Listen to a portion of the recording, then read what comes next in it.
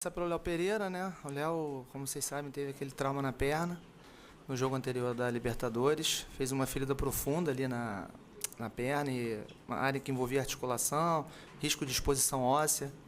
Aí, por uma questão de segurança, a gente acabou não levando ele para o jogo da Argentina. Felizmente, porque a gente viu lá como foi, né? O jogo, não sei nem se tu pode chamar aquilo de futebol. Então, certamente, ele estaria muito exposto ali naquela situação. Então, ele hoje está em campo, vai muito da sensibilidade dele local, a ferida está apresentando melhora, evolutiva. Então, vamos ver como é que ele vai chegar para domingo, para a gente definir se ele vai estar apto ou não. Com relação ao Eric, o Eric também teve uma lesão traumática, né, uma luxação do ombro, completou ontem 4 semanas, ele vem apresentando uma melhora evolutiva, ainda um pouco de limitação por conta da dor, do contato, mas vem tendo uma resposta positiva. Acredito que na próxima semana ele tenha condições de se reintegrar de maneira integral ao grupo. E o Paquetá fez aquela lesão no tendão, né, do bíceps femoral, uma lesão que felizmente não era nada relacionado ao joelho, né, intraarticular, que era a nossa preocupação, mas é uma lesão de tendão, uma lesão muscular, de fato, tem um período de recuperação maior, mas ele está evoluindo bem, está cumprindo todas as etapas que a gente estabeleceu para ele aqui no departamento, então ele ainda tem pouco tempo, né? Domingo completam 2 semanas, então com ele a gente ainda tem algumas coisas a cumprirem. Bruno teve um trauma, né, naquele lance que vocês viram no jogo, mas felizmente foi tudo bem, não teve nenhuma sequela maior. Já avaliamos ele. O Bruno, assim como outros, porque vocês ficam sabendo dos casos que são que impossibilitam os atletas de jogarem, né, com as fraturas. Então, por exemplo, a gente teve a luxação do Eric, teve a fratura do Cebola, teve agora a fratura do Arrasca, a fratura do Royal. Então, assim, eu estou falando aqui só de fratura. Tem um mês de lá para cá. Cebola foi costela. Então, se você for pegar em um mês 4 lesões, 4 fraturas, acho que para o futebol tá desproporcional, né? Então, acaba que a gente vê uma arbitragem que, principalmente na Libertadores, é muito conivente, né, e permissiva com os outros clubes. E isso é só o que vocês sabem, que acabam afastando os atletas dos treinos e jogos, sem contar as outras lesões, outras coisas que a gente vai manejando aqui de maneira conservadora, né? Mas tá assintoso o número de fraturas que a gente vem tendo no nosso elenco. Vai caber agora que Jorge Jesus de volta com 5 fraturas. Boa tarde, doutor, tudo bem? Tá ligado. Isabelle Costa, canal Gold. Queria te perguntar sobre o Arrascaeta. A gente viu o boletim do Flamengo atualizando. Qual o prazo que vocês trabalham, se ele vai ter condições, né, dentro de todas as circunstâncias? A gente sabe que isso depende muito do organismo, de como o corpo vai responder aos tratamentos, mas qual é o panorama e expectativa de vocês em relação ao Arrascaeta para a Copa do Mundo? E também sobre o Paquetá, porque a gente tinha uma ideia de que ele poderia voltar em 2 semanas, mas, pelo que parece, não vai voltar. Qual é a previsão de retorno também do Paquetá? Obrigada. Nada. Vamos lá. O Arrasca, como vocês sabem, né, fez a cirurgia ontem, foi de alta hoje, está em casa. A gente sempre se baseia na literatura médica relacionada a esses prazos de retorno. Só que a gente sabe que eles são atletas de alto rendimento, são seres privilegiados. Então, a gente tem aquela média de retorno, mas, eventualmente, eles podem voltar antes. Então, assim, a gente não está trabalhando, óbvio que a Copa do Mundo para ele é interesse dele, a gente quer que ele volte o mais rápido possível, dentro do que ele conseguir na reabilitação dele. Então, existem algumas etapas dentro dessa reabilitação que ele precisa cumprir, mas difícil, não tem como te garantir, vai durar tantas semanas, mas a gente vai trabalhar para que ele se prepare da melhor maneira, para que ele esteja disponível o mais cedo possível, né? E com relação ao Paquetá, como eu falei para vocês, a lesão muscular ela tem algumas graduações. Da graduação dele, que é um tempo maior de afastamento. Passadas aí as 2 semanas, que vai completar agora no domingo, a gente começa a incrementar as cargas que ele precisa.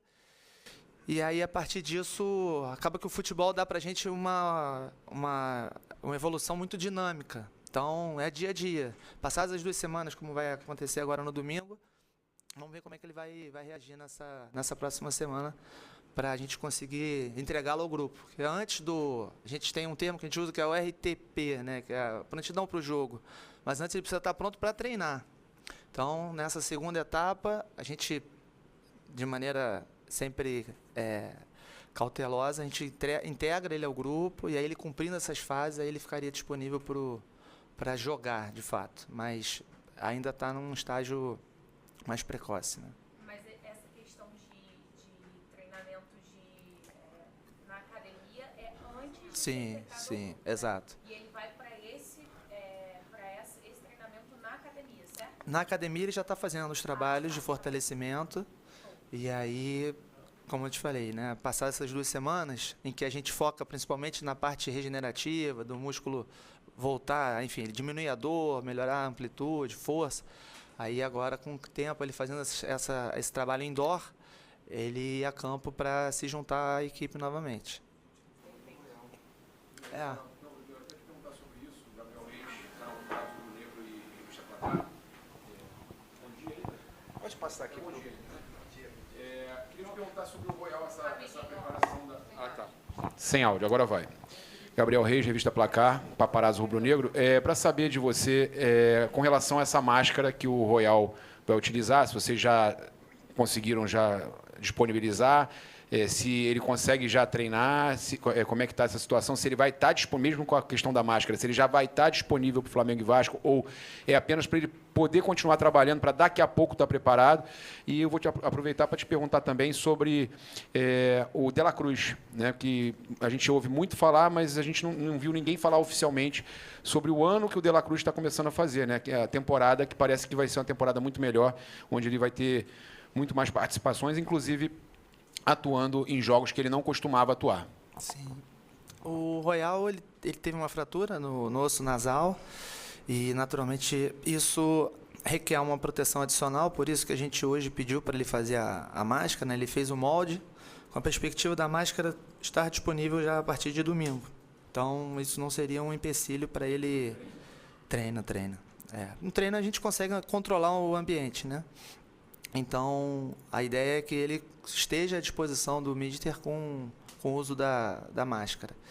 E qual foi a outra pergunta que você me fez? Ele hoje não foi a campo. Ele não foi a campo hoje, né? O Royal? Ele fez o molde da máscara.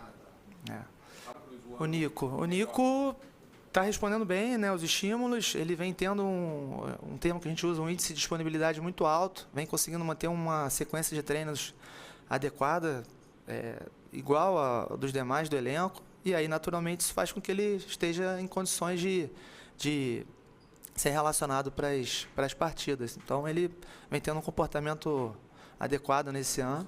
Sim, a gente está conseguindo torná-lo mais disponível, né, para os treinos. E aí, naturalmente, se ele treina mais, se condiciona melhor para os jogos, vem tendo uma resposta boa após os jogos, e aí, por conta disso, ele continua nessa sequência de treinos e jogos no calendário junto com o nosso grupo. Mas sintético, ele não pode jogar. Por exemplo, contra o Galo por fora, tem um jogo com o Atlético Paranaense vindo aí. Sintético... O sintético acaba que, para ele, traz uma demanda muito alta. E existe sempre na condição dele um risco de agudizar, né, o processo inflamatório no joelho. Então, nesses casos pontuais, a gente opta por preservá-lo, porque seria um risco maior de perdê-lo eventualmente para mais jogos, né? Por isso que nesses jogos de sintético a gente não leva. Doutor, queria voltar no tema do Arrasca, só que como a gente é leigo no assunto e muitas coisas vão sendo faladas para a gente entender melhor, né? A decisão pela cirurgia é porque o tipo de fratura exigia uma cirurgia ou o processo cirúrgico pode ajudar a acelerar o processo de recuperação, né? Eu ouvi, né, que botou pino, placa, não sei, mas a gente não entende. E também queria te perguntar, porque desde que o Arrasca se machucou, começaram a surgir muitas comparações com o caso do Montoro do Botafogo, né, que fraturou também lá no Mundial Sub-20 e voltou a jogar, estava em campo com 41 dias. Eu não sei se existem vários tipos de fratura de clavícula, se uma pode ser maior, menor, ou se leva o mesmo parâmetro para todo mundo. Se você pudesse explicar para a gente, por favor. Bom, é difícil a gente primeiro comparar atletas, porque, te respondendo já a primeira pergunta, existem vários tipos de fratura, né? E existe uma questão dentro da medicina esportiva que a gente chama de individualidade biológica. Então, eventualmente, se nós tivermos a mesma lesão, eu posso voltar em 2 semanas, você pode voltar em 4. Então, já tem essas duas variáveis que mudam o contexto da reabilitação, a individualidade e o tipo de fratura. No caso do atleta de alto rendimento, sempre que possível, nesses casos, a cirurgia ela é indicada porque a gente devolve a ele uma estabilidade da articulação. E aí, naturalmente, sem dor, ele consegue trabalhar com mais precocidade os movimentos, amplitude, força, e aí a gente consegue ganhar algum tempo nesse processo. Porque senão teria que esperar meio que consolidar o osso naturalmente. Exato. E ele ficar sentindo dor até isso. Exatamente. Tem alguns tipos de fratura que uma pessoa, digamos, para a gente seria tolerável ficar com a tipóia, esperar, mas para um atleta isso aí a gente perde tempo, né? Então, para ele, certamente vai trazer segurança. Ele ontem, depois da cirurgia, já estava absolutamente sem dor e isso, com certeza, vai ajudar em acelerar o processo de recuperação dele. Nada. Aqui, doutor Richard Souza, TV Globo. Ainda... Boa tarde já, né? Boa tarde. Bom dia ainda. Ainda no assunto Arrascaeta, na resposta para a Beli, você mencionou a questão do que diz a literatura, né? Nesse caso, o que diz a literatura em relação a prazo, nesse caso do Arrascaeta, só para ter uma ideia melhor? Porque, lendo, você encontra diferentes prazos de recuperação. E quando se fala nesse prazo, é prazo para voltar a treinar, jogar, só para tentar deixar mais claro, Sim. por favor.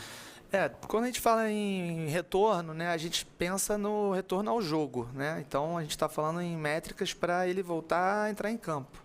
E, como você bem pontuou, os estudos são muito heterogêneos, até porque você pega uma gama de atletas de condições diferentes.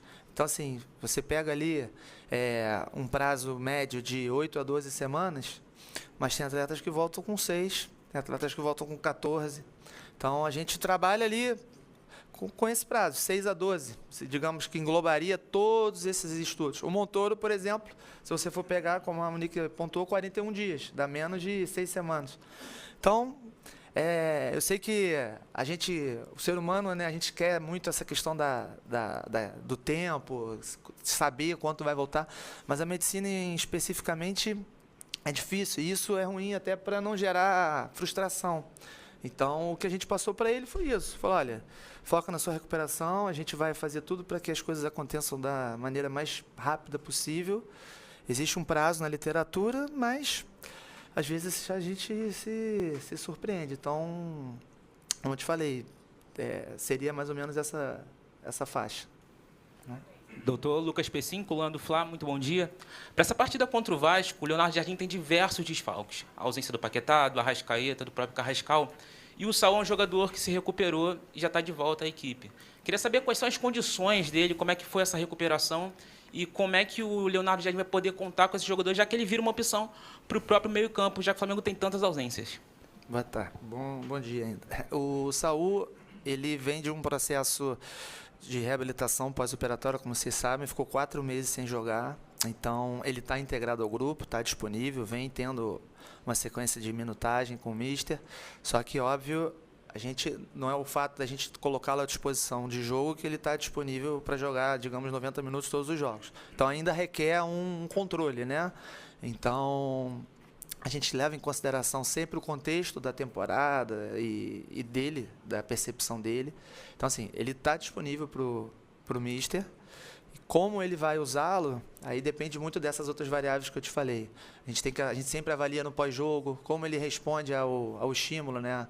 Se ele está bem, se ele não está, qual carga que a gente pode fazer. Isso tudo é conversado diariamente, mas o fato é que ele tá disponível e o mister vai usá-lo da maneira que ele julgar melhor.